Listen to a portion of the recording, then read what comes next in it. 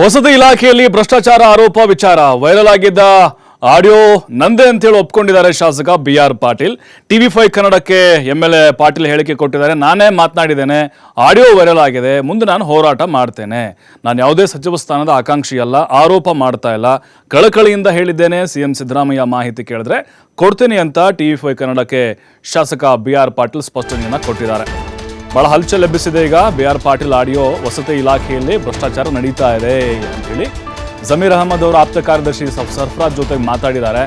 ಅಲ್ರಿ ನಾನು ಪತ್ರ ಬರೆದಿದ್ದೇನೆ, ಅದಕ್ಕೆ ರೆಸ್ಪಾನ್ಸ್ ಇಲ್ಲ, ಏನಿಲ್ಲ, ಯಾರೋ ಒಬ್ಬ ಗ್ರಾಮ ಪಂಚಾಯತಿ ಅಧ್ಯಕ್ಷ ಹೋಗಿ ದುಡ್ಡು ಕೊಟ್ಟು ಸ್ಯಾಂಕ್ಷನ್ ಮಾಡಿಸ್ಕೊತಾನೆ ಮನೆಗಳನ್ನ ಅಂತ ಹೇಳಿದ್ರೆ ನಮ್ಗೇನು ವ್ಯಾಲ್ಯೂ ಇದೆ ಇಲ್ಲಿ ಅಂಥೇಳಿ, ಅಂದರೆ ದುಡ್ಡು ಕೊಟ್ಟರಿಗಷ್ಟೇ ಮನೆಗಳು ಸಿಗ್ತಾ ಇದೆ ಅನ್ನುವಂತಹ ಆರೋಪವನ್ನು ಈಗ BR ಪಾಟೀಲ್ ಮಾಡಿದ್ದಾರೆ. ಮತ್ತೊಂದು ಹೇಳಿದ್ದಾರೆ ಅವರು ಆಡಿಯೋದಲ್ಲಿ, ನಾನು ಏನಾದರೂ ಬಾಯಿ ಬಿಟ್ಟರೆ ಸರ್ಕಾರನೇ ಅಲ್ಲಾಡ್ಬಿಡುತ್ತೆ ಅಂತ ಹೇಳಿ.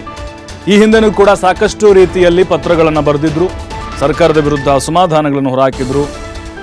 ನಮ್ಮ ಮಾತು ಯಾರೂ ಕೇಳ್ತಿಲ್ಲ, ನಮ್ಗೆ ಅನುದಾನ ಬಿಡುಗಡೆ ಆಗ್ತಿಲ್ಲ ಅಂತ ಈಗ ಮತ್ತೊಂದು ಆಡಿಯೋ ಬಾಂಬ್ ಹಾಕಿದ್ದಾರೆ.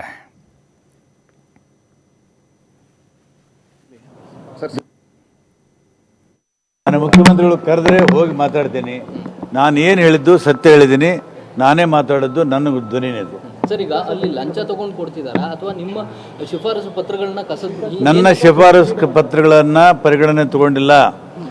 ಯಾರು ನಮ್ಮ ಪತ್ರವನ್ನು ಪಂಚಾಯತ್ ಚೇರ್ಮನ್ ಓದಿದ್ದಾರೆ ಅದು ಆಗಿದೆ.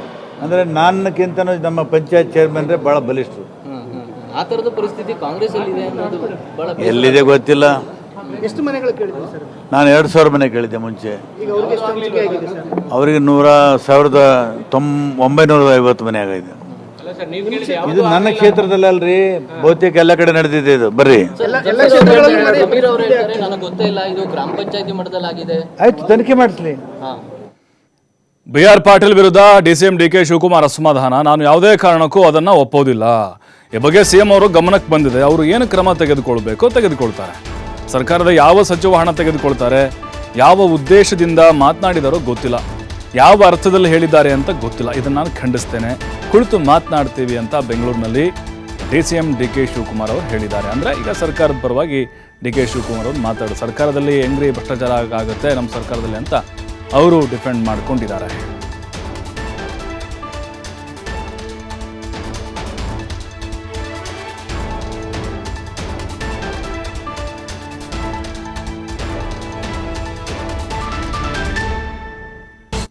ಮಾತಾಡೋದು ಏನು ಮಾತಾಡ್ತಿದ್ದಾರೆ ಅನ್ನೋದು ನನಗಿನ್ನ ಅರ್ಥ ಆಗಿಲ್ಲ.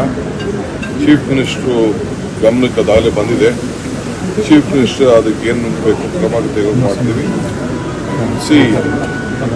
ಟ್ರಾನ್ಸ್ಪರೆಂಟ್ ಆಗಿ ನಡೆಯುವಂಥ ಸಂದರ್ಭದಲ್ಲಿ ಒಬ್ಬ ಫಲಾನುಭವಿ ಎಲ್ಲಿ ಯಾರು ದುಡ್ಡು ಕೊಡೋಕ್ಕೆ ಸಾಧ್ಯ, ಡಿಸಿಷನ್ ಯಾರು ತಗೊಳ್ಳೋರು, ಪಂಚಾಯತಿಯವ್ರು ತಗೊಳ್ತಾರೆ, ಲೋಕಲ್ ಬಾಡೀಸ್ ತಗೊಳ್ತಾರೆ.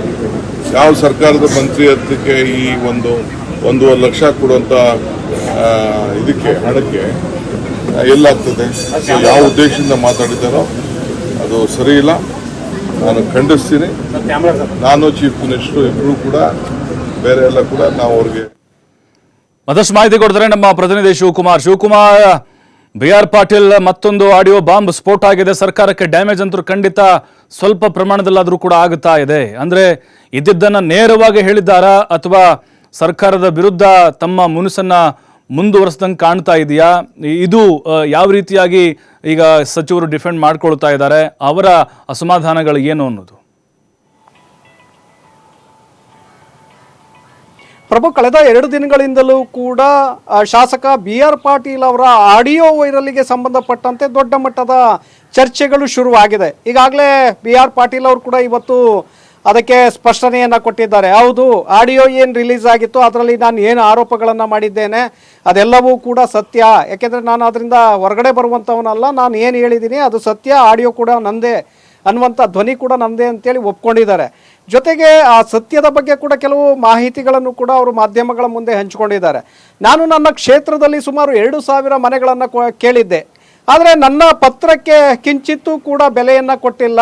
ಆದರೆ ಗ್ರಾಮ ಪಂಚಾಯಿತಿ ಅಧ್ಯಕ್ಷರು ಕೇಳಿದಂತಹ ಒಂದು ಬೇಡಿಕೆಗೆ ಸ್ಪಂದಿಸಿ ವಸತಿ ಇಲಾಖೆ 1950 ಮನೆಗಳನ್ನು ಅವ್ರಿಗೆ ಅಲಾಟ್ ಮಾಡಿದೆ. ಇಡೀ ಕ್ಷೇತ್ರದಲ್ಲಿ ಗ್ರಾಮ ಪಂಚಾಯಿತಿಗಳಿಗೆ 5 ಗ್ರಾಮ ಪಂಚಾಯಿತಿಗಳಿಗೆ ಅನ್ನುವಂಥ ಆರೋಪವನ್ನು ಅವರು ಇವತ್ತು ಕೂಡ ಮಾಡಿದ್ದಾರೆ.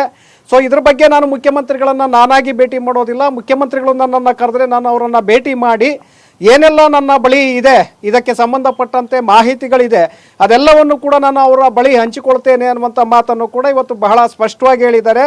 ನಿನ್ನೆ ದೂರವಾಣಿಯ ಕರೆಯನ್ನು ಮಾಡಿದಂಥ ಸಂದರ್ಭದಲ್ಲೂ ಕೂಡ ಅವರು ತಮ್ಮ ಈ ಆರೋಪದ ಬಗ್ಗೆ ಅವರು ಮುಖ್ಯಮಂತ್ರಿಗಳ ಜೊತೆ ಒಪ್ಕೊಂಡಿದ್ದಾರೆ. ಆದರೆ ನೀವು ಭೇಟಿಗೆ ಅವಕಾಶವನ್ನು ಕೊಟ್ಟರೆ ನಾನು ಮತ್ತಷ್ಟು ವಿವರವನ್ನು ನಾನು ನೀಡಬೇಕಾಗತ್ತೆ, ಅದು ಸೂಕ್ಷ್ಮವಾದಂಥ ವಿಚಾರಗಳು. ಹಾಗಾಗಿ ಭೇಟಿಗೆ ಸಮಯವನ್ನು ಕೇಳಿದರು, ಆದರೆ ಸಮಯ ನಿನ್ನೆ ಸಿಕ್ಕಿರಲಿಲ್ಲ. ಇವತ್ತು ಕೊಡಬಹುದು ಅನ್ನುವಂಥ ಮಾತುಗಳಿತ್ತು, ಆದರೆ ಇವತ್ತು ಕೂಡ ಮುಖ್ಯಮಂತ್ರಿಗಳು ಭೇಟಿ ಮಾಡಿಲ್ಲ. ಯಾಕೆಂದರೆ ತುಮಕೂರಿನಲ್ಲಿ ರಾಜಣ್ಣ ಅವರ ಕಾರ್ಯಕ್ರಮ ಇದ್ದಿದ್ದರಿಂದ ಅವರು ಇವತ್ತು ಕೂಡ BR ಪಾಟೀಲ್ ಅವರಿಗೆ ಸಿಕ್ಕಿಲ್ಲ.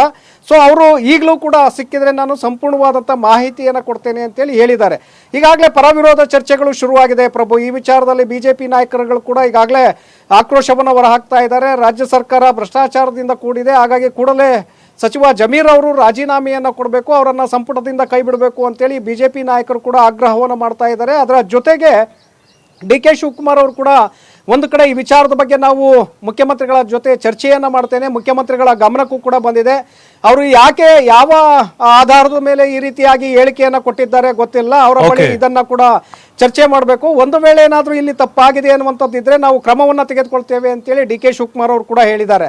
ಹಾಗಾಗಿ ಇದು ದೊಡ್ಡ ಮಟ್ಟದಲ್ಲಿ ಇನ್ನೂ ಕೂಡ ಸದ್ದು ಮಾಡ್ತಾ ಇದೆ ಪ್ರಭು. ಥ್ಯಾಂಕ್ ಯು ಶಿವಕುಮಾರ್ ತಮ್ಮೆಲ್ಲ ಮಾಹಿತಿಗಾಗಿ.